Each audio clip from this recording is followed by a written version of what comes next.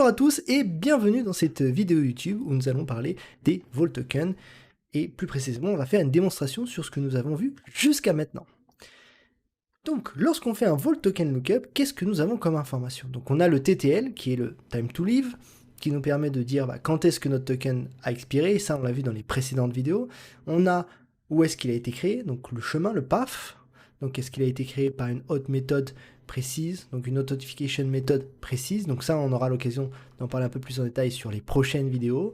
Les policies, là aussi on aura l'occasion d'en parler dans les prochaines vidéos, et nous allons parler ici des accessoires, puisque c'est une information qui ressort lorsqu'on fait un Vault Token Lookup. Donc qu'est-ce que c'est qu'un accessoire? Donc un accessoire, c'est une façon d'accéder au token sans avoir les droits que le token a.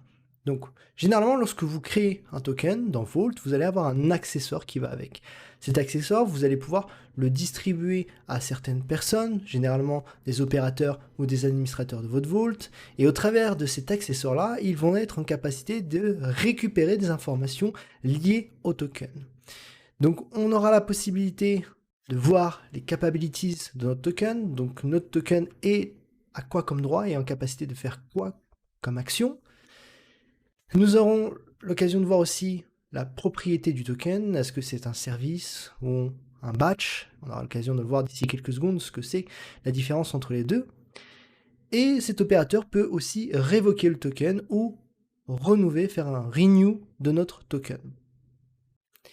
Donc l'accessoire finalement, si vous le donnez à un opérateur ou un administrateur de votre Vault ou à quelqu'un d'autre, il ne pourra pas avoir les droits qu'à votre token. Cet accessoire permettra surtout à des fins d'administration de voir quels sont vos droits, voire de les révoquer au besoin.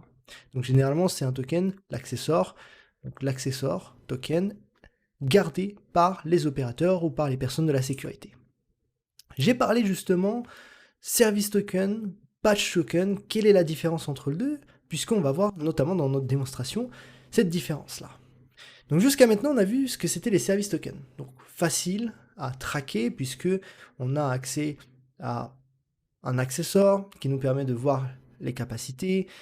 Dans notre Vault, on aura ces tokens qui seront stockés, qu'on peut retrouver. Donc ils sont stockés dans notre storage backend. Et vous avez beaucoup plus de fonctionnalités que ce que vous pourrez trouver avec le batch. Le batch token, quant à lui, est un token qui se suffit en lui-même. Donc c'est un token qui n'est pas gardé dans le storage backend, donc c'est la grosse différence entre les deux. Le service token est stocké dans le storage backend, tandis que le batch, lui, non. Donc il se suffit à lui-même et vous pouvez générer un batch token et ce batch token, vous pouvez l'utiliser tel quel sur votre Vault. Donc, quel est le contenu de ce batch token? Donc c'est une forme un peu de binaire où toutes les informations de ce token sont contenues dans lui-même et chiffrées. Donc il n'y aura que Vault qui sera en capacité de déchiffrer ce token-là. Donc on parle d'un token qui est léger parce que premièrement il n'est pas stocké sur votre storage backend, donc l'empreinte de stockage est beaucoup plus faible, et deuxièmement beaucoup plus rapide, c'est qu'on parle de token qui est scalable, donc de performance token, puisque le token se suffit à lui-même en termes d'information et Vault n'aura pas besoin, côté comme qu'on peut retrouver avec les services tokens, d'aller récupérer, d'interagir avec le storage backend, de faire des manipulations. Donc il y a une différence entre les deux, donc d'un côté le service token qui a beaucoup plus de fonctionnalités, sur lequel vous pouvez tracer ce token là, et de l'autre côté vous allez avoir le batch token qui est beaucoup plus léger, scalable, mais vous ne pourrez pas créer des child tokens, donc des tokens enfants sur ce batch token, à contrario du service token.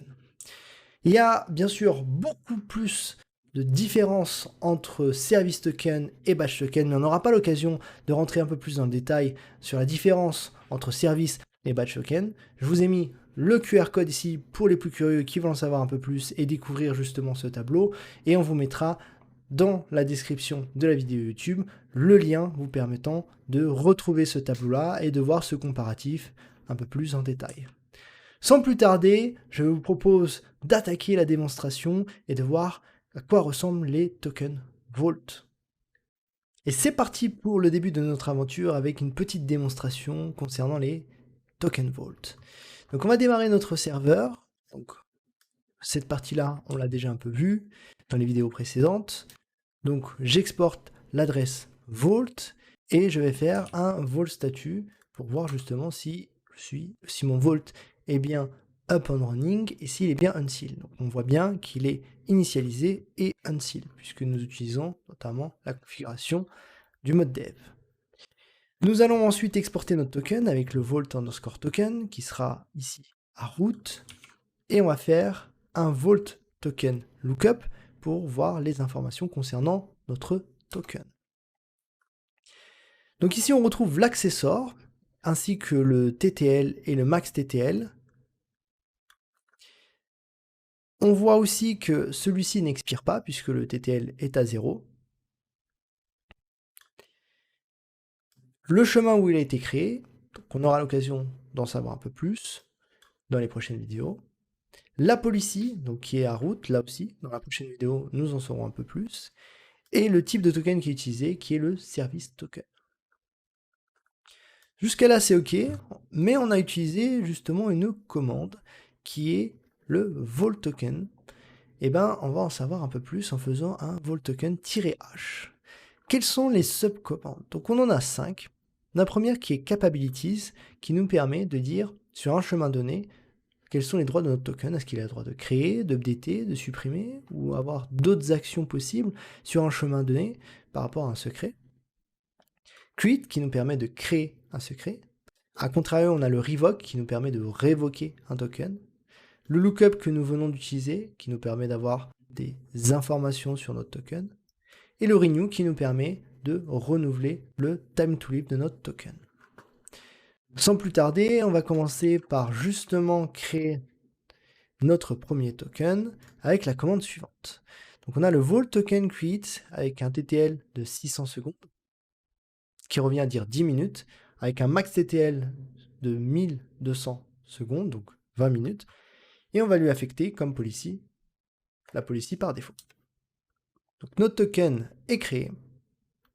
On voit ici la valeur de notre token, on voit l'accessor, la durée de ce token, et on va justement faire un vault token lookup sur notre token. Vault token lookup, et on va préciser ici notre token. Donc on retrouve l'accessor, le TTL de création, le max TTL, que celui-ci, on a la possibilité d'utiliser un renew, et qu'il lui reste 9 minutes et 37 secondes, et que c'est un token de type service. On va essayer de faire la même chose cette fois-ci avec l'accessor. Donc pour ce faire, vault token lookup accessor, et on va ensuite mettre l'accessor. Donc comme on peut le voir, on retrouve exactement les mêmes informations que le vault token lookup qu'on a fait au préalable avec le token. Donc on retrouve les TTL, le chemin de création et la durée de vie restante de notre token, qui est ici de 8 minutes et 56 secondes.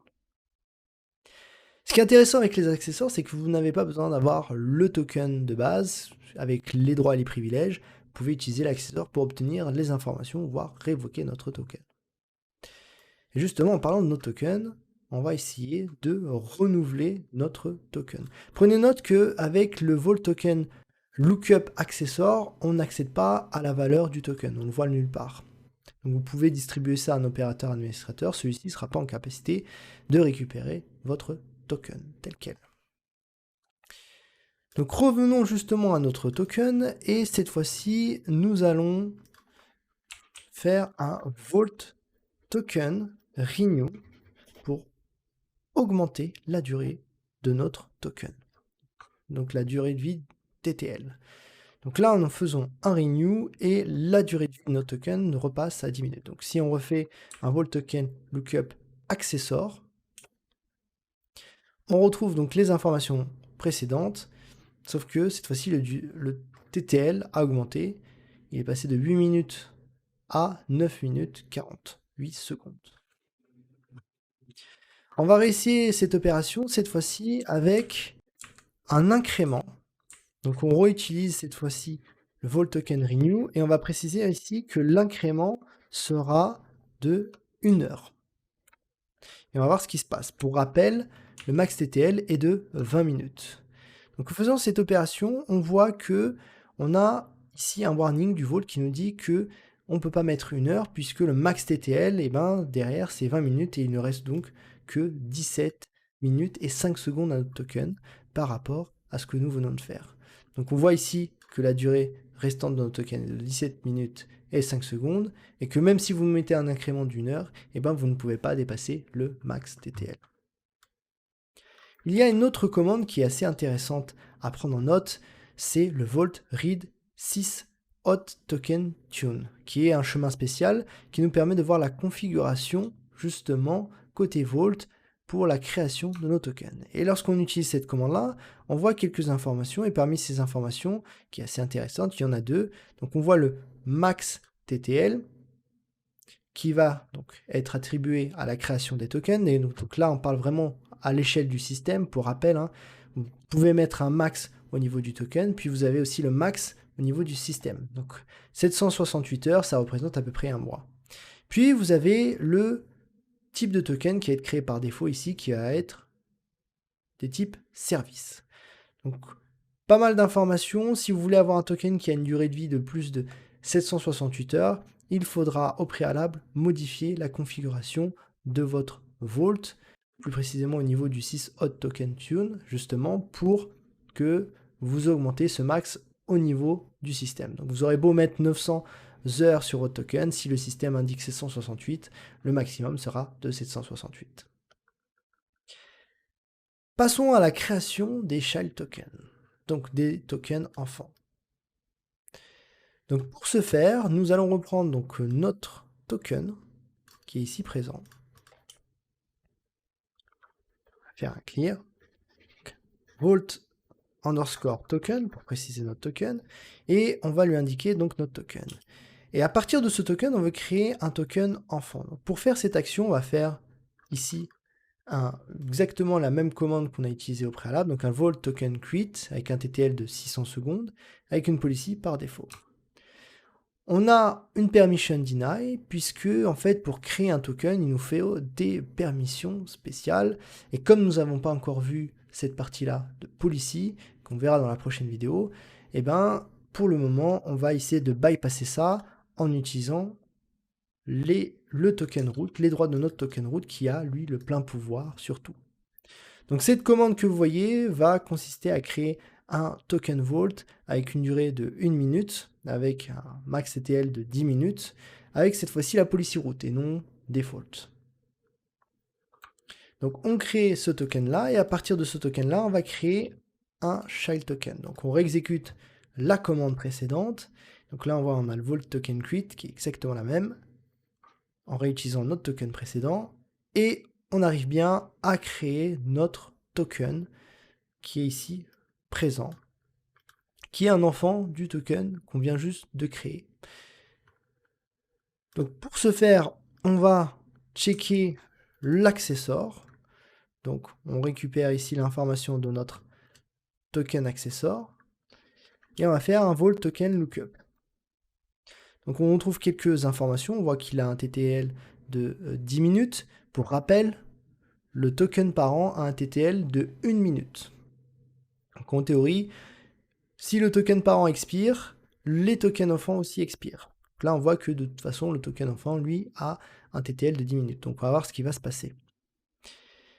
Donc là, il y a Vault qui nous explique justement un token vient d'expirer, c'est sûrement notre token parent qui a expiré. Donc on voit au niveau de la policy qu'on a la policy par défaut, que la durée restante de notre token enfant est de 9 minutes et 33 secondes, et que c'est un token de type service. Jusqu'à là, pas de problème. Donc notre token parent a expiré, on va voir maintenant ce qui s'y passe. Est-ce que du coup on a un souci? Est-ce que notre token enfant marche toujours? Donc on va réexécuter la commande avec justement l'accessor. Et là on tombe sur justement un invalide accessor. Et oui, en effet, notre token enfant a été révoqué puisque le token parent a été aussi révoqué. Donc comme le parent a été révoqué, tous les tokens enfants sont aussi révoqué. Donc c'est pour cela que, en réexécutant la même commande pour l'accessor, on ne retrouve plus notre token car il a été révoqué. Si on voulait faire justement l'action, on a le vault token revoke qui existe, et vous pouvez préciser justement l'accessor en question. Donc on aurait précisé ici l'accessor que vous voyez, et on aurait révoqué le token en tout cas qui aurait existé. Donc là il nous dit que ça a été révoqué avec succès s'il a existé, puisqu'il va juste vérifier que si le token existe bien, il va juste le supprimer. Donc c'est parfait, donc on voit que ici notre token a expiré de lui-même puisque le parent a expiré. Qu'en est-il justement des tokens qui sont orphelins? Donc on retente l'expérience, cette fois-ci je vais recréer justement un token, et sur ce token là, à la création, je vais lui donner les droits root. Donc là aussi je laisse 1 minute, donc il va expirer au bout d'1 minute, et on va voir si notre token orphelin, quant à lui, va être révoqué ou pas. Donc notre token est créé, on va créer donc notre token orphelin. Donc pour créer un token orphelin, c'est très très simple, il suffit juste de rajouter l'option -orphan, l'argument -orphan. Donc notre token est créé, et on va voir justement ce qui s'y passe lorsque notre token parent expire. Donc on voit il y a quand même quelques informations liées à notre token, puisqu'on ne l'a pas spécifié un TTL en particulier, et donc on voit que le TTL par défaut qui va être utilisé, c'est le TTL au niveau System Vault, donc qui est de 768 heures. Donc si vous ne voulez pas que votre token dure plus de 768 heures, eh bien vous devez préciser un TTL. Si vous ne le faites pas, il va donc bénéficier du TTL par défaut de création du système. Très bien, donc on va aller du coup expirer. Eh bien écoutez, on n'a même pas besoin de le faire puisque le vault vient d'expirer notre token. Donc on va refaire, ou plutôt on va faire un vault token lookup sur notre token orphelin, et on va voir ce qui s'y passe. Donc vault token lookup, on peut même le faire directement sur l'accessor. Allez, on va utiliser les bonnes pratiques, donc on va préciser l'accessor, et est-ce que on aura une erreur parce que notre token n'existe ou pas? Quelques secondes de réflexion, et la réponse, on y accède toujours, puisque comme notre token est justement orphelin, lorsque le token parent expire ou est révoqué, le token orphelin, quant à lui, n'a aucun lien de parenté et ne se retrouve pas expiré, comme ce qu'on a vu à contrario. Donc plutôt utile. Quelques autres tokens dont on a eu l'occasion d'en parler dans les précédentes vidéos. Donc on a notamment la possibilité au niveau des arguments, lorsque vous créez un token, de limiter l'usage de notre token. Donc là ici on voit qu'on peut faire un use-limit à 2. Donc qui permet de dire mon token, au bout de 2 utilisations, il expire. Et là on voit que c'est un token périodique que nous créons d'une heure. Donc pour rappel, un token périodique, c'est un token qui peut se renew à chaque fois. Donc lorsqu'on le crée, on voit ici notre token qui est créé là, et donc si on fait un vault token lookup, on va récupérer les informations de notre token, et si on le fait plus de 2 fois, on aura ici le nombre d'utilisations. Donc le vault token lookup, lui, ne va pas utiliser le nombre d'utilisations de notre token, donc c'est plus dans les actions de vault, read, list ou autre, et donc ne va pas affecter le nombre d'utilisation de notre token. Autre commande qui va être utile dans notre cas, ça va être donc les tokens de type bash. On a eu à peine l'occasion d'en parler. Donc là on précise la policy qui va être default, le TTL qui est de 20 minutes, et lorsqu'on crée notre token batch, donc on voit ici que le token est représenté ici, qu'il n'a pas d'accessor puisque, pour rappel, le token batch n'est pas stocké dans le storage backend, donc on ne peut pas le tracer comme le token de service, qu'il n'est pas renouvelable comme le token de service et qu'il a une durée de 20 minutes. Voilà pour cette partie concernant les tokens en termes de démonstration. Donc juste pour couper ensuite votre serveur Vault, vous faites un FG pour first ground. Donc le process du serveur Vault revient en premier plan et vous pouvez faire ensuite un CTRL-C pour arrêter votre serveur de dev. C'est tout pour notre démonstration. On va du coup faire très rapidement un wrap-up. Quels sont nos key takeaways à retenir sur cette démonstration? Donc on a le Vault token-h qui nous permet de voir l'ensemble des sous-commandes nous permettant d'interagir avec Vault pour ce qui concerne les tokens. Donc on a le token create qui nous permet de créer un token sur lequel vous pouvez spécifier un TTL, un mexTTL et une policy. Vous allez avoir le lookup qui vous permet de voir donc les informations de votre token. Et si possible, dans les best practices, plutôt utiliser l'accessor avec le -accessor, avec l'accessor ID de votre token, qui vous transmettra là aussi les informations, sans pour autant vous donner les droits sur votre token. Vous avez ensuite le Vault token renew, qui vous permet d'incrémenter le TTL de votre token, sur lequel vous pouvez d'ailleurs spécifier l'incrément que vous souhaitez faire avec l'option -incrément. Le Vault read syshot token tune, qui vous permet notamment de voir la configuration système par rapport à la création des tokens. N'oubliez pas que vous pouvez créer des tokens enfants à partir d'un autre, donc à partir du moment où vous créez ce token-là, à partir d'un token, on parle d'un token enfant. Si le parent expire, l'enfant expire. Et pareil pour ce qui est des tokens révoqués. Si vous souhaitez créer plutôt un token qui est orphelin, qui n'a pas de lien de parenté, il faudra rajouter l'option -orphan. Et vous pouvez révoquer les tokens aussi bien en utilisant l'accessor ID du parent ou de l'enfant en fonction de celui que vous ciblez. On a deux types de tokens qui sont particuliers. On a les périodiques, donc vous pouvez préciser donc le -période qui permet de pouvoir renew votre token à l'infini tant que celui-ci n'expire pas, en précisant la période par défaut, et le batch token qu'on a vu, qui est un token qui se suffit à lui-même, mais que nous ne pourrons pas accéder au travers d'un accessor, ou encore révoquer tel quel. Je vous remercie encore de nous avoir suivis sur les vidéos, et n'hésitez pas à poser vos commentaires, tous les commentaires sont appréciés, et je vous dis donc à bientôt sur la prochaine vidéo qui va parler des policy vault. Encore merci et bonne journée à vous.